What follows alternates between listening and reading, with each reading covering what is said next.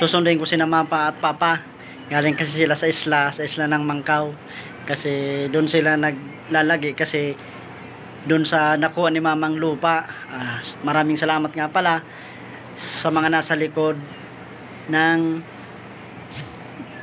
pagkakataon na nagbigay at binigyan si mama ng lupa na nasa 2.5 hectares at wala kaming binitawan na halaga at binigay lang kay mama.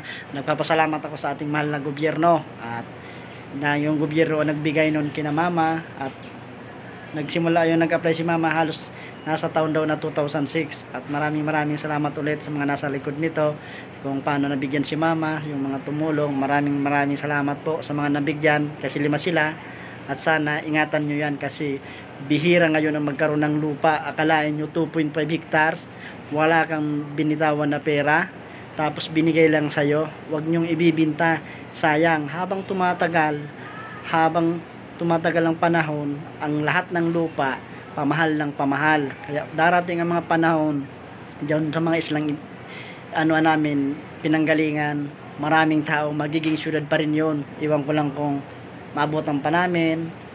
Siyempre sana maabutan kasi para makita uli namin. Abangan nyo susundin ko sa mama.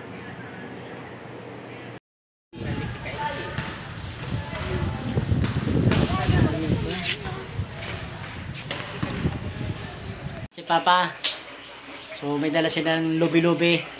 Ito yung masarap na gulay dito sa amin sa Bicol. Yan, lubi-lubi.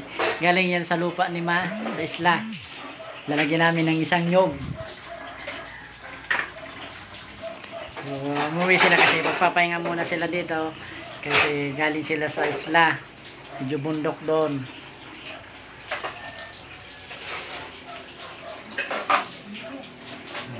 Magugulay muna kami. Wala muna karne.